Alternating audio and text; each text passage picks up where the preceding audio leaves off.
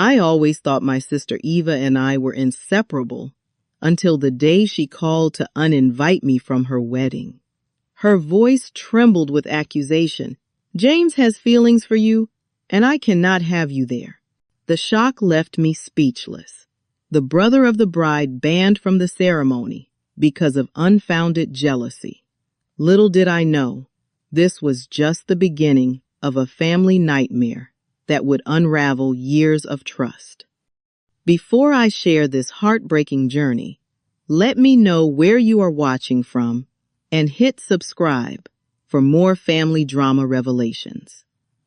Growing up, Eva and I shared everything. Our parents could not afford separate bedrooms for us until I was 12, so we spent our early years sharing a room's secrets and dreams. I was the protective older brother who stood up to neighborhood bullies when they pulled her hair and stole her bike. I helped her with math homework when she struggled, and she taught me to be more patient and kind. When Eva called me 2 years ago to tell me she was engaged to James, a successful architect she met at a charity auction, I could not have been happier for her. She described him as thoughtful, ambitious, and completely devoted to her.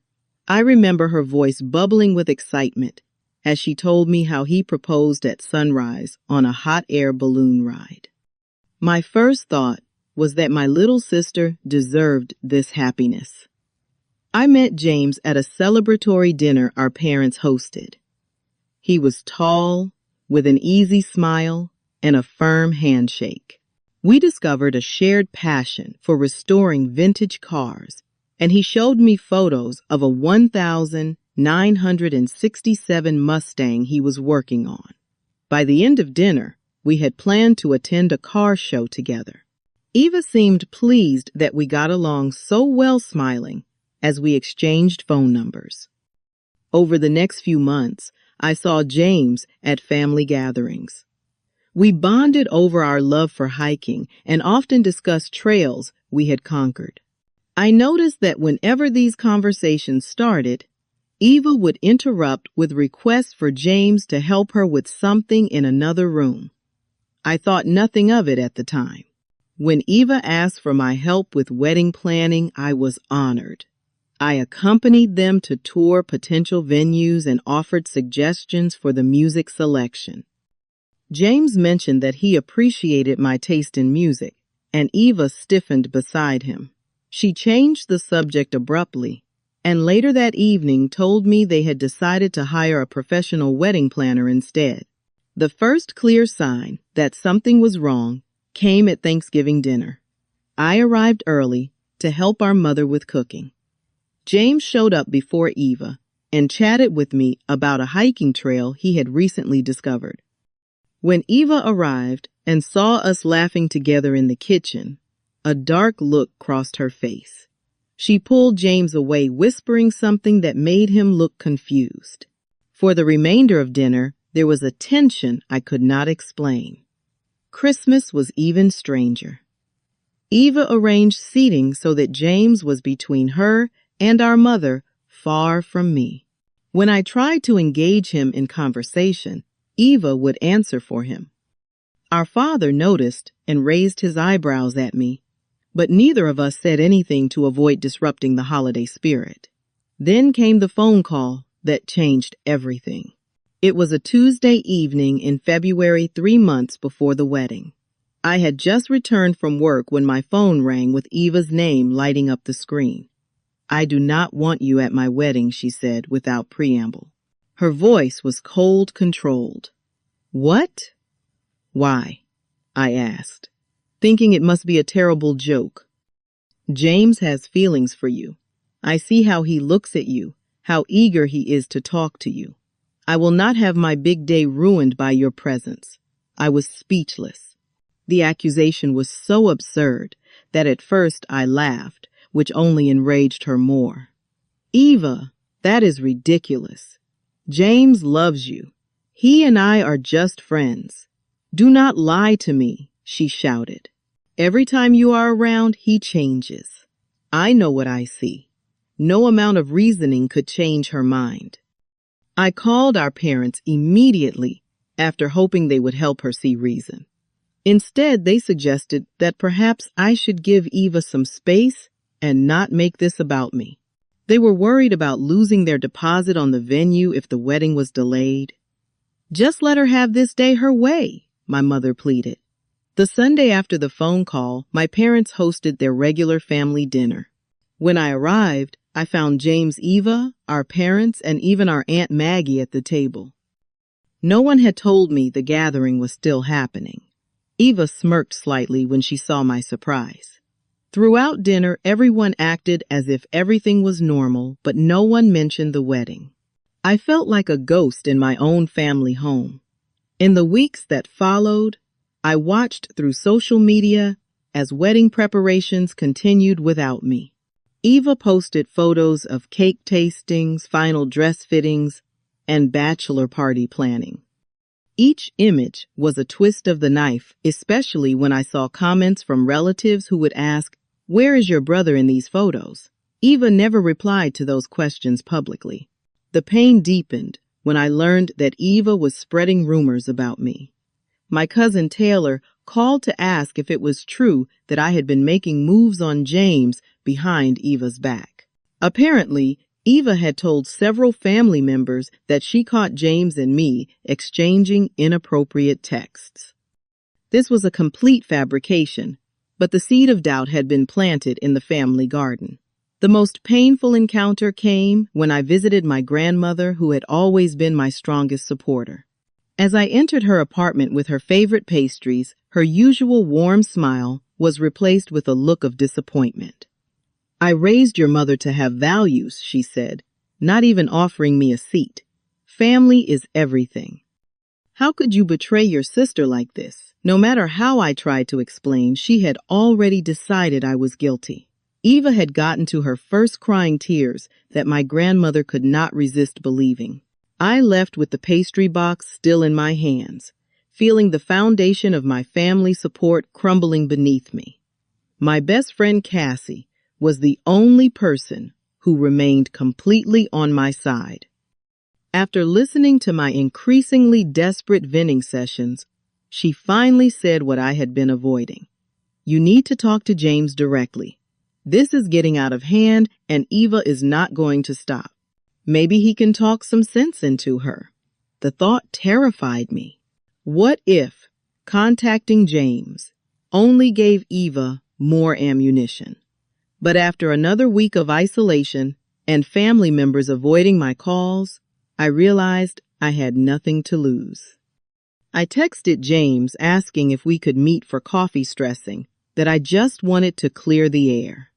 To my surprise, he responded within minutes, suggesting a coffee shop downtown, far from where Eva or any family members might see us. The fact that he chose a location to avoid being spotted made my stomach knot with worry about what their relationship had become. When I arrived, James was already there fidgeting with a paper napkin. He looked exhausted with dark circles under his eyes and a nervous energy I had never seen in him before. "Thank you for meeting me," I said, sliding into the booth across from him. James ran a hand through his hair. "Honestly, I am glad you reached out. This situation has gotten completely out of control, and I did not know how to contact you without making things worse with Eva." I was stunned when James revealed that Eva's accusations about me were just the tip of the iceberg. For months, she had been growing increasingly paranoid about his interactions with any man, from colleagues to old friends. She checked his phone regularly, questioned him about every text message, and had begun dictating who he could spend time with. "The thing is," James said, staring into his untouched coffee, "there is nothing romantic between us at all. But Eva has convinced herself there is, and nothing I say makes any difference." He went on to confess that he was having serious doubts about the marriage, but felt trapped by expectations and deposits paid, not to mention his genuine care for Eva despite her behavior. "I love her," he said, "but this is not healthy. I suggested couples therapy, but she refuses. She says the only problem in our relationship is you. I left that meeting with a heavier heart, but also a clearer understanding of what was happening. This was not about me at all, but about Eva's insecurities being projected onto our relationship. My clarity was short-lived. The next day, Eva showed up at my workplace, eyes wild with fury. A coworker had seen James and me at the coffee shop and mentioned it to her cousin, who told Eva. She created a scene in the lobby, screaming that I was trying to steal her fiancé weeks before their wedding. My boss, uncomfortable with the disruption, suggested I take the rest of the day off. As I drove home in humiliation, my phone exploded with text messages from my parents demanding I come to their house immediately for an intervention. When I arrived, I found my parents, Eva, and our Aunt Maggie sitting in the living room like a tribunal. Eva had clearly been crying, her makeup smeared artfully down her cheeks. "We need you to be honest about your feelings for James." My father began, his voice stern, as if addressing a misbehaving child rather than his 30-year-old son. "There are no feelings to confess," I insisted. "Eva is imagining things that are not there." "Then why did you meet him secretly?" Eva demanded, her voice cracking dramatically. "Because you have banned me from my own sister's wedding based on a delusion, and I wanted to understand what was happening. The intervention deteriorated from there." My parents, wanting peace above all else, suggested that perhaps I should admit my attraction, even if nothing had happened, so that Eva could have closure. I was astounded by the request. They were asking me to confess to something untrue to appease Eva's paranoia. I left my childhood home that day feeling more alone than ever. As the wedding date approached, I fell into a depression. I stopped checking social media to avoid the painful reminders of the celebration I was now excluded from. Friends stopped inviting me to gatherings where Eva might be present, not wanting to take sides. My world shrank to my apartment and my workplace. Then came an unexpected call from Melissa, Eva's maid of honor and friend since college. We had never been close, so her name on my caller ID was surprising. "I think you should know something," she said hesitantly. "This is not the first time Eva has done this." Melissa revealed that in college, Eva had accused her roommate of trying to steal her boyfriend, resulting in the end of both relationships. Then again with a coworker 2 years ago. Each time Eva had isolated the threat through rumors and manipulation, then been devastated when the relationship ended anyway. As Melissa spoke, a memory surfaced from when Eva was 16. She had accused her best friend, Ally, of flirting with her first boyfriend, creating such drama that Ally transferred to another school. Our parents had dismissed it as teenage girl drama, but now I saw it as the first sign of a pattern. 1 week before the wedding, as I was attempting to lose myself in work, my phone buzzed with a text from James' Need to Talk. Important. Park bench by the duck pond. 5 p.m. The message was so abrupt that I knew something significant had happened. When I arrived at the park, James was already seated staring at the water with a vacant expression that worried me. "I told Eva I cannot marry her," he said. As I sat down, not even turning to look at me, my heart sank. Despite everything, I had not wanted this outcome. What happened? James explained that after months of escalating controlling behavior, Eva had presented him with a post-nuptial agreement the night before. The document would have required him to limit his friendships with men, share all communication passwords, and agree to location tracking on his phone. When I refused to sign it, she accused me of proving her right about having feelings for men. Specifically, you, he said, finally, looking at me with tired eyes. That is when I realized this would never end. The goalposts would always move, and nothing I did would ever be enough to make her feel secure. I felt a complex mixture of guilt relief and sadness. While I knew intellectually that I was not responsible for their relationship problems, I could not help feeling that my existence had somehow been the catalyst for this outcome. That evening, as I tried to process the conversation with James, my doorbell rang insistently at 9 p.m. When I opened the door, I found Eva standing there in her wedding dress, mascara streaking down her face. For a moment, I thought I was hallucinating. "Are you happy now?" she sobbed, pushing past me into my apartment.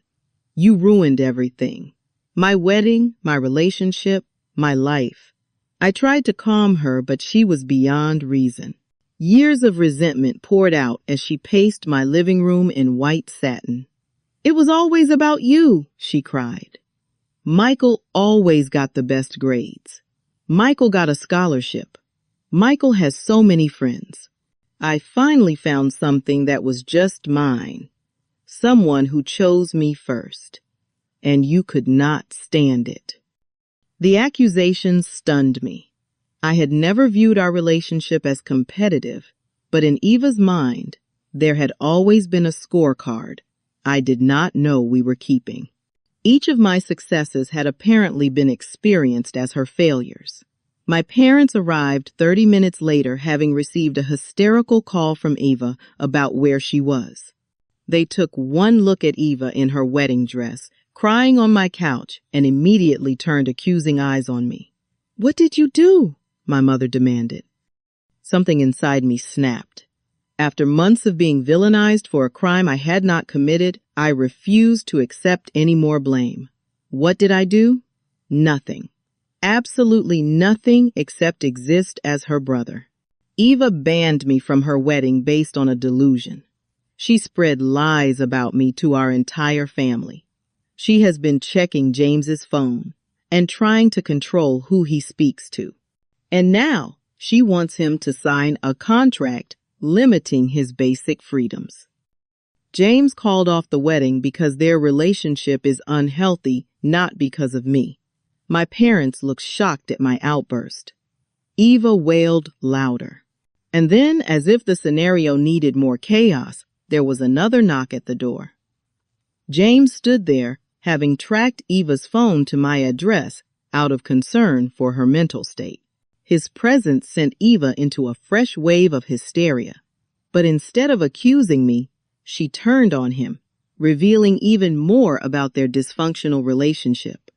She admitted to deleting messages from his male friends, testing him by having her friends flirt with him, and other manipulative behaviors. My parents watched in horror as the truth unfolded. James, with a calm I had to admire, explained to them the full extent of Eva's controlling behavior and paranoia. He described how she had isolated him from friends, monitored his communications, and ultimately presented him with a document that would have stripped him of basic privacy and autonomy. "I love Eva," he said, looking at her with genuine sadness.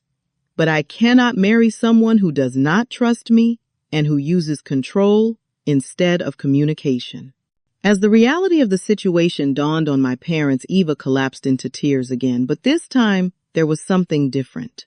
Through her sobs, she began to admit to behaviors and thoughts that revealed this was far from the first time she had engaged in this pattern. "I knew deep down he would leave," she whispered. "Everyone always chooses Michael over me. I just tried to control when and how it happened." That moment of vulnerable truth was the first time I glimpsed the depth of Eva's insecurity and pain. Despite months of being her target, I felt a wave of compassion for my little sister, who had clearly been suffering in ways none of us had recognized.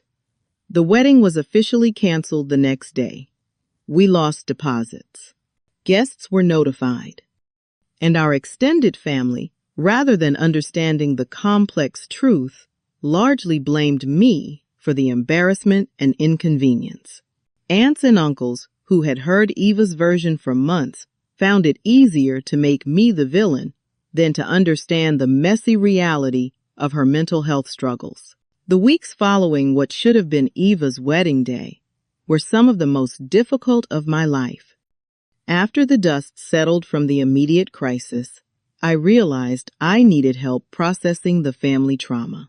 I found a therapist who specialized in family dynamics and began the hard work of understanding what had happened and how to move forward.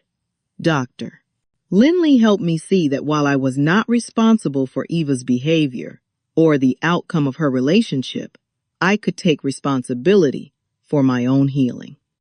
She introduced me to concepts like family systems and emotional boundaries that helped make sense of the patterns I had experienced.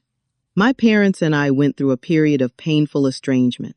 They needed time to recognize their role in enabling Eva's behavior throughout her life, excusing her manipulations as sensitivity and failing to hold her accountable. For several weeks, our only contact was brief text messages confirming everyone was alive and well. Eva moved back home with our parents, and at their insistence, began her own therapy journey. I kept my distance, needing space to heal from being the target of her projection and the family scapegoat. I was not ready to forgive, but I did want to understand. 6 months after the canceled wedding, my mother called to invite me to dinner. Eva wanted to talk. I was hesitant, but agreed, setting clear boundaries with my therapist about what I was and was not willing to discuss. That dinner was a turning point. Eva, with visible effort and the occasional guidance from our mother, offered a genuine apology. Not just for the wedding accusations, but for years of competitive feelings and resentment she had harbored toward me. I am working on my insecurities, she said, maintaining eye contact despite her obvious discomfort. My therapist is helping me understand that my fears of abandonment and feelings of inadequacy are not caused by you or anyone else. I projected onto you and James because it was easier than facing my own issues. I did not offer immediate forgiveness. Instead, I thanked her for the apology and acknowledged that we both had work to do to rebuild trust. It was the first honest conversation we had had in years, maybe ever.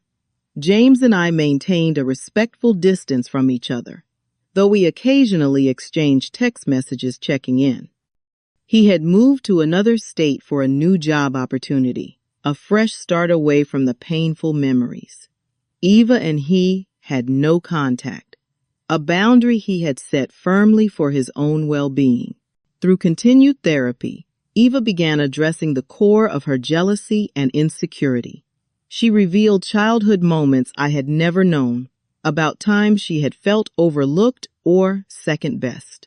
While these did not excuse her behavior, they helped me understand her perspective and the pain she had been carrying.